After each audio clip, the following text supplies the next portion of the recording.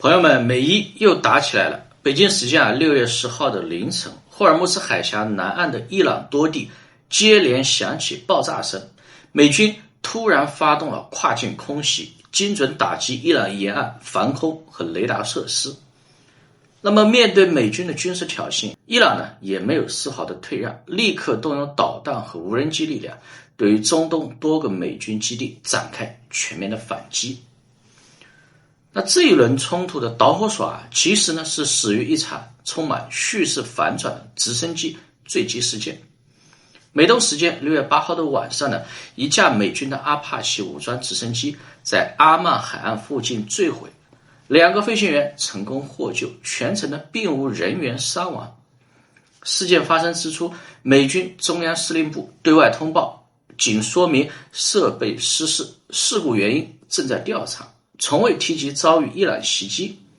后续的多家外媒援引美方匿名消息披露，这架直升机大概率是跟伊朗的无人机发生空中意外的碰撞坠落，所以并非遭受针对性的火力打击，本质上只是一场常规的执勤事故。可是呢，短短24小时之内整个事件的定性突然被彻底改写了。川普直接推翻前期的官方口径，公开宣称这一架造价高达3500万美元的先进阿帕奇直升机是被伊朗方面蓄意击落的。这一场极具反差的非对称对抗，价值2万美元的民用级无人机意外地重创了美军顶级武器装备，让号称全球最强的美军颜面尽失。那么对于美方的无端指控伊朗迅速做出澄清。伊朗副外长公开表态，伊朗并非此次坠机事件的幕后操作者，而且事发时美军直升机身处伊朗领海范围，根本不属于国际公共海域。换而言之，即便双方当时就是产生了摩擦，甚至是攻击，美军也是跨境在前，伊朗的所有应对都具备充分的合理性。那么即便真相尚存争议，美国依旧执意以此为借口，开启了蓄谋已久的报复打击。在川普的直接授意下，美军在美东时间6月9号下午启动军事行动，把这场主动空袭包装成针对伊朗无端侵略的自卫性反击。那本轮空袭呢，集中瞄准伊朗霍尔木兹干省沿岸核心区域，覆盖阿巴斯港、格斯姆岛、西里克等等的多个关键点位，重点摧毁伊朗防空阵地、雷达系统、电信塔以及水利设施，共计呢打击了伊朗境内20多处的军事相关目标。那么美军自以为强势的报复行动，其实并没有震慑住伊朗。冲突爆发后，伊朗革命卫队和军方核心部门接连发布声明，开启全域对等反击。从6月9号的晚上至10号的白天，伊朗呢向巴林、科威特、约旦等等多个国家的美军驻地投射导弹以及无人机，精准打击约旦阿兹拉克美军基地的指挥中心，还有 F35战机机库，突袭了巴林美军第5舰队核心设施，还在本土空域成功拦截并且摧毁了一架美军的13无人机。那么在官方声明中呢，伊朗明确指出，所有的军事反击那都是针对美国虚假借口恶意入侵的正当回应，同时强硬发出警告，如果你美军继续的肆意侵犯伊朗领土，挑起争端，那么伊朗必将发动规模更大、力度更强的全方位打击。纵观呢这整场对抗，最值得玩味的一点就是美伊双方其实呢还是保持着微妙的克制。炮火看上去虽然剧烈，但是无论是美军的空袭还是伊朗反击也都精准避开了对方的核设施、核心指挥中枢等等的致命目标，全程维持着有限对抗、局部施压的尺度。那么这份克制的背后也是川普政府清晰的政治算计。一直以来呢，川普多次对外释放信号，宣称短期内将跟伊朗达成核问题的协议，预判中东局势会降温，国际油价企稳回落。可是阿帕奇直升机失事，彻底打乱了他的政治布局。一旦美国承认坠机源于自身机械故障，操作失误无疑呢也会暴露美军装备可靠性不足、海外战场管控疏漏的短板，严重挫伤美军的威信，也会让其政治形象大打折扣。因此呢，把事故责任转嫁伊朗，用一场低成本可控的军事打击挽回颜面，就成了川普的最优选择。那么如今的川普已经没有了此前宣扬摧毁伊朗基础设施、终结伊朗文明的极端姿态，他的内心现在是极度的忌惮全面开战。一旦美伊陷入大规模战争呢，伊朗的民生和基建也会遭受重创，但美军也会彻底深陷中东泥潭，付出无法估量的军事和经济代价，成为拖累其执政的巨大隐患。长期的中东对峙呢，已经让美军不堪重负。相关数据显示呢，此轮美伊冲突的美军投入成本已经突破了850亿美元，远超五角大楼最初290亿美元的预估预算。那长久的高频消耗正在不断透支美国军备和财政实力。这几年呢，跟伊朗的对抗中美军已经累计损毁了40多架各类的先进战机，其中呢包括单价近1亿美元的 F35A 战机、大型空中加油机以及多款的高端无人作战装备。更关键的是呢，受限于当下的军工产能，大量损毁装备还无法快速补齐，所以再先进的军备体系也扛不住长期的非对称消耗战。而比起战争损耗川普呢更看重冲突背后的商业利益。在中东局势紧绷、双方剑拔弩张之际呢，川普已经提前布局战后红利。他呢是公开抛出所谓的伊朗重建马歇尔计划，宣称美国还要参与伊朗的桥梁、发电厂等等的基础设施重建。当然了，核心条件极为苛刻，要求掌握伊朗一半的石油资源。不仅如此呢，美国还在继续向海湾驻军国家施压，试图收取巨额驻军费用，把战争成本转嫁给盟友，在对峙中疯狂的获取利益。但是呢，这纯粹是川普一个人的妄想。伊朗如果答应川普这种荒唐无理的要求，那整个政权将失去任何的合法性，还不如直接灭国算了。事实上呢，川普口中的美伊和谈那也只是安抚市场的空头话术了。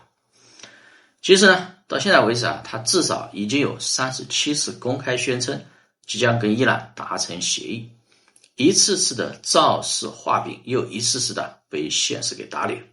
所谓的和平预期呢，不过是他的家族一次次在金融市场捞钱的工具。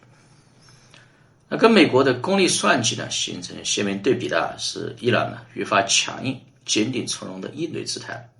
经历数月的斗争，伊朗现在也摆脱了以往被动隐忍的局面，不再依赖代理人的迂回对抗，就是由正规军直接出手，用导弹、无人机、海峡航运干扰这些多元的方式来构建起一套比较成熟也比较高效的对美反制体系。当下的美伊局面看似可控，实际上也是有巨大的隐患的。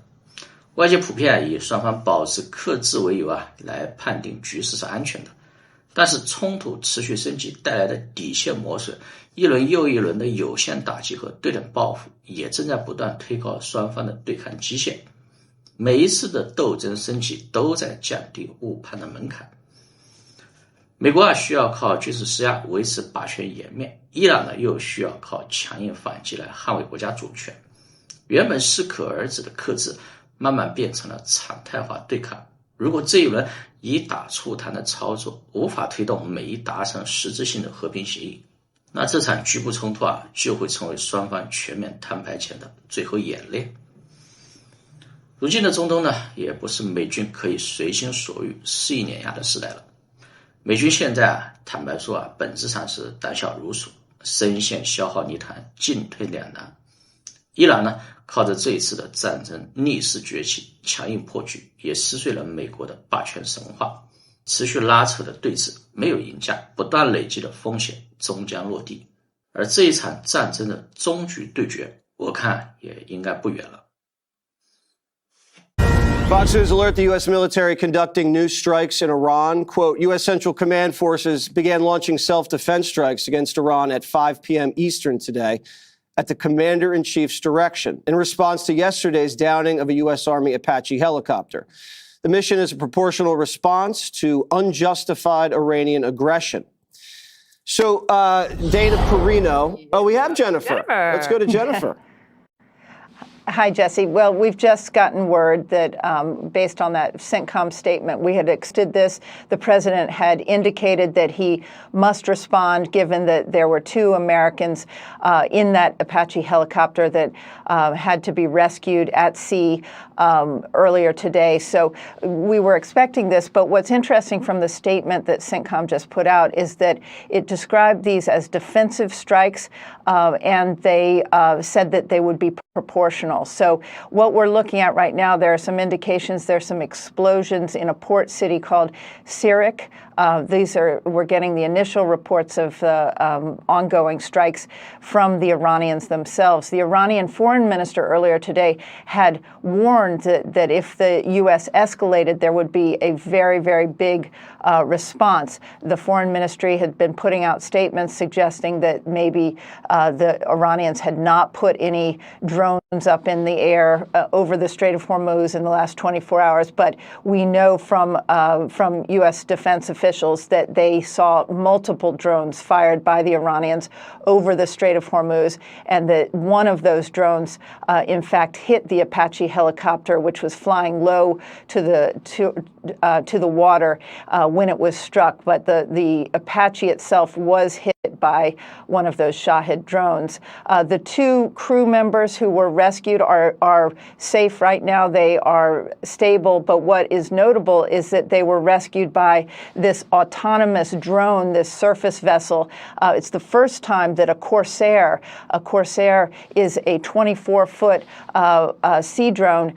It was sent to rescue these 2 crewmen who were in the water for 2 hours.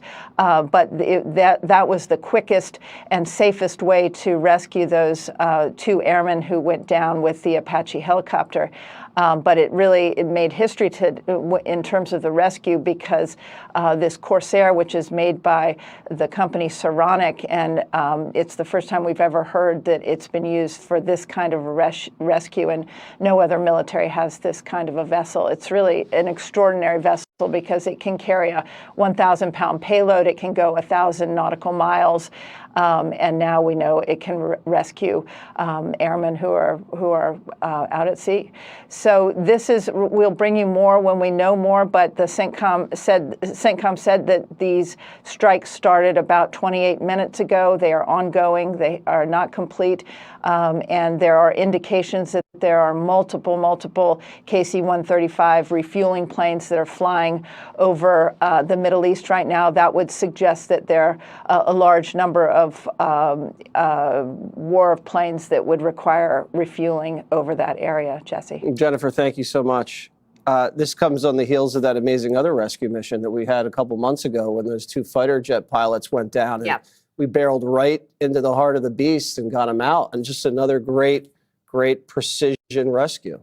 And it is interesting that it was done by an unmanned vehicle. That is significant, and what an achievement, I think, also for the United States military. I think the ceasefire has been fake all along, but we've been super tolerant. But President Trump said, if you do this, I will hit you back, and that's how strong leaders lead. It's like, okay, well, here you go. You asked for it, and I don't know if that gets anybody back to the negotiating table. I think that the ceasefire is kaput for now. The president the other day said, Greg, a ceasefire in this part of the world is when they shoot at each other kind of moderately. Yeah. Right. Yeah.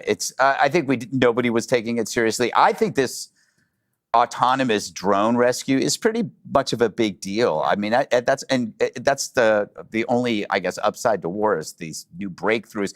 But it has a 1,000-pound payload. That's basically like 5 airmen or 3 cast members of The View. So I worked all the way to get to that joke. But I do feel like this war, and this is on me. It's not on it's like, I feel like it's the show Survivor, where it just keeps going on and on. What series are we on now? Maybe 20 years ago, I wouldn't be this impatient or this jaded.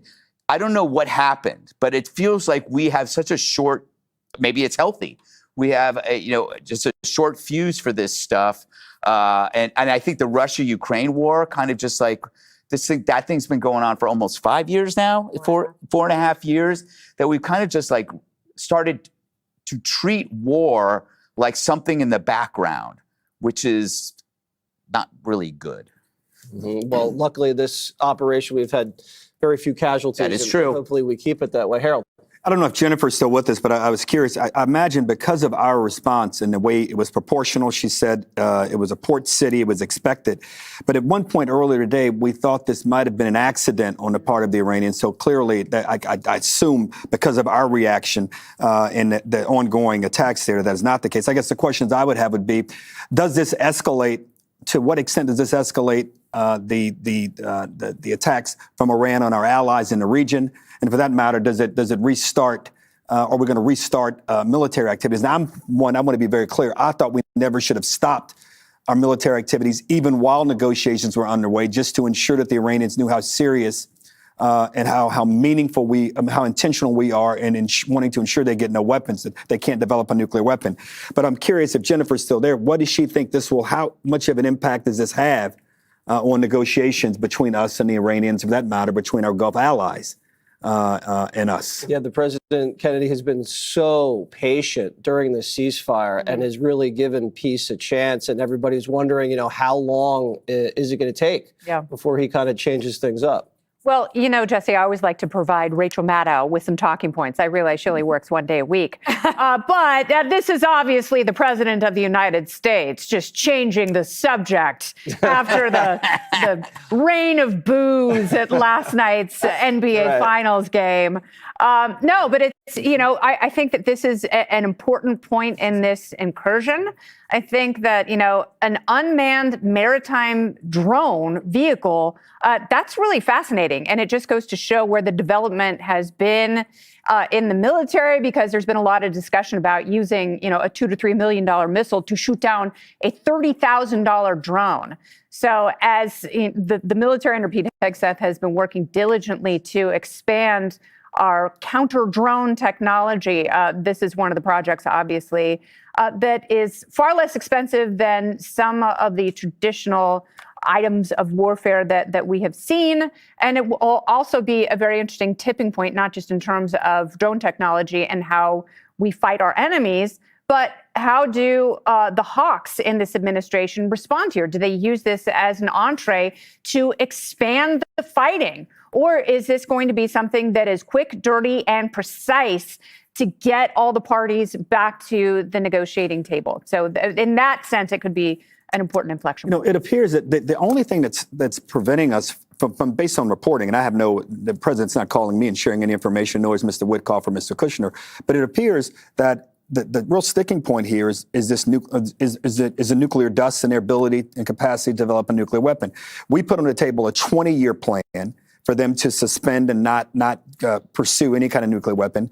They came back with a 10-year. That's what the reporting suggests. And now we may be at we may be able to settle at 15 years.